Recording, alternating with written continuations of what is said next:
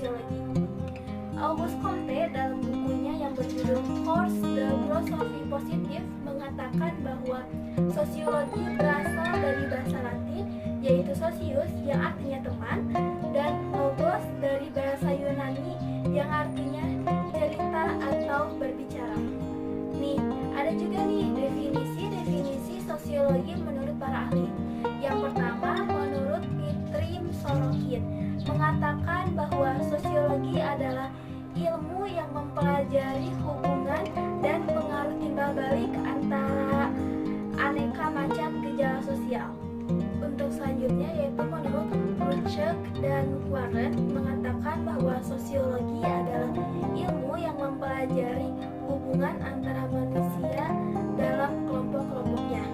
Lalu ada juga menurut Max Weber mengatakan bahwa sosiologi adalah ilmu yang berupaya memahami tindakan-tindakan sosial. Dari definisi tersebut kita dapat mengambil kesimpulan bahwa sosiologi adalah ilmu yang mempelajari hidup bersama dalam masyarakat dan menyelidiki ikatan-ikatan antar manusia yang menguasai kehidupan ini. Lanjut ke pembahasan yang kedua yaitu pokok pembahasan sosiologi. Nah, dalam pokok pembahasan sosiologi ini terdapat 4. Yang pertama yaitu fakta sosial. Fakta sosial adalah cara bertindak, berpikir, dan berperasaan yang berada di luar individu dan mempunyai kekuatan memaksa dan mengendalikan individu lainnya. Yang kedua adalah tindakan sosial. Tindakan sosial adalah suatu tindakan yang dilakukan dengan mempertimbangkan perilaku orang lain. Nah, untuk yang ketiga adalah khayalan sosiologis. Menurut Wright Mills, dengan kekuatan khayalan sosiologis, kita mampu memahami sejarah masyarakat, riwayat hidup pribadi, dan hubungan antara keduanya. Yang keempat yaitu realitas sosial. Seorang sosiolog harus bisa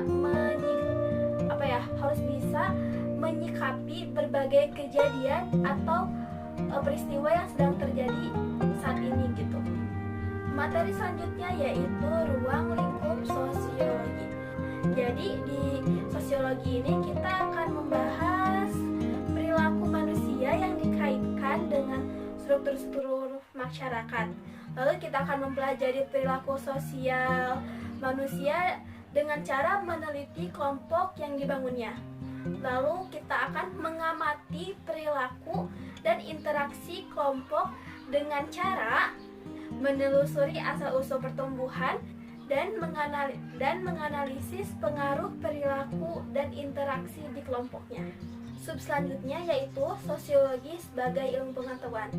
Sebagai ilmu pengetahuan harus memiliki 4 sifat, yaitu sifat empiris, sifat teoritis, sifat kumulatif, dan sifat non-etis.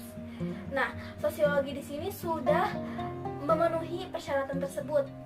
Yang dimana yang satu, sosiologi bersifat empiris, yaitu kajian sosiologi tentang masyarakat didasarkan pada hasil observasi dan menggunakan akal sehat. Yang kedua, sosiologi bersifat teoritis, yaitu sosiologi berusaha menyusun hasil-hasil observasi untuk menjelaskan hubungan timbal balik atau fenomena.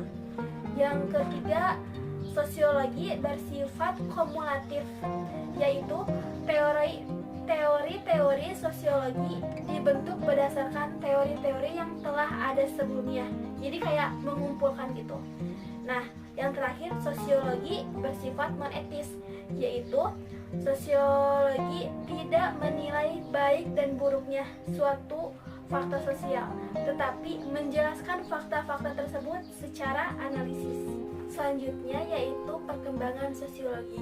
Sebenarnya sosiologi itu sudah ada sejak zaman Yunani kuno, tetapi belum ada kata sosiologi.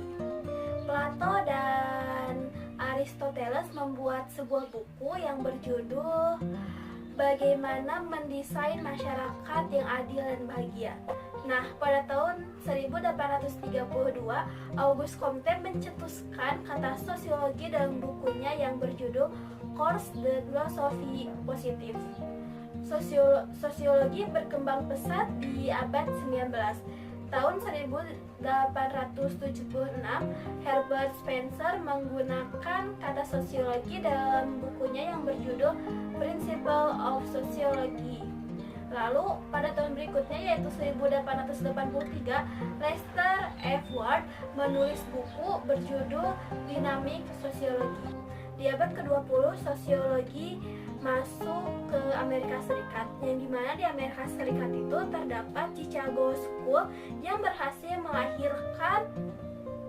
melahirkan ahli sosiologi seperti Peter Sorokin, Charles Hurton Cooley, James Adam, Marianne Weber, dan masih banyak yang lainnya. Memasuki abad 21, sosiologi sangat berkembang pesat. Nah, abad ini disebut juga abad kontemporer, yang dimana pada abad ini sosiologi mulai memiliki variasi dan disiplin ilmu lainnya. Nah, teman-teman, untuk materi selanjutnya akan dibahas oleh teman saya, yaitu Gita Yulianti. Terima kasih. Perkembangan sosiologi di Indonesia. Sosiologi dianggap sebagai ilmu pembantu bagi ilmu-ilmu lain, seperti halnya ilmu hukum. Sosiologi dipelajari di sekolah tinggi ilmu hukum dengan sifatnya yang filsafat dan teoritis. Namun pada tahun 1934, sosiologi tidak dipelajari dikarenakan pengetahuan bentuk susunan masyarakat yang terjadi dirasa tidak diperlukan lagi dalam pengajaran ilmu hukum. Namun setelah kemerdekaan, sosiologi kembali dipelajari oleh Sunario Kolopaking di Fisipol UGM. Spesialisasi dalam sosiologi. Sosiologi membahas tentang perilaku manusia dengan pendekatan yang berbeda-beda. Sosiologi memiliki spesialisasi dan sub-sub ilmu, yaitu diantaranya sosiologi aplikasi dan kebijakan sosial, sosiologi gender, sosiologi agama, sosiologi sastra, sosiologi militer dan perang, sosiologi urban, sosiologi ilmu pengetahuan, sosiologi kesehatan mental. Kegunaan sosiologi. Pada dasarnya, sosiologi ini itu tidak bertujuan untuk menghasilkan para praktisi. Namun sosiologi ini menghasilkan para pemikir yang peka terhadap realitas sosial. Kegunaan sosiologi. Yang pertama untuk pembangunan, yaitu untuk memberikan data-data dalam proses pembangunan. Yang kedua yaitu untuk penelitian, yang mana sebelum kita melakukan sebuah perencanaan, kita terlebih dahulu melakukan sebuah penelitian agar kegiatan berjalan dengan lancar. Beberapa problem sosial yang penting. Ada beberapa problem atau persoalan yang sama yang terjadi di masyarakat, yaitu diantaranya kemiskinan, kejahatan, disorganisasi keluarga atau perpecahan keluarga, masalah pada generasi muda yang ditandai dua ciri yang berlawanan, peperangan, dan pelanggaran terhadap norma-norma dalam masyarakat. Metodologi sosiologi. Perkembangan sosiologi tidak terlepas dari metode yang digunakan. Metode yang digunakan dalam sosiologi yaitu sebagai berikut.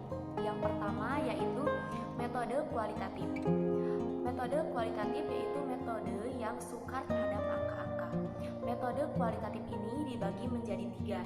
Yang pertama yaitu metode historis atau sebuah metode yang menggunakan analisa. Yang kedua yaitu metode komparatif, yaitu sebuah metode yang menggunakan perbandingan. Yang ketiga yaitu metode studi kasus atau sebuah metode yang mempelajari secara mendalam. Yang selanjutnya yaitu metode kuantitatif, yaitu sebuah metode yang digambarkan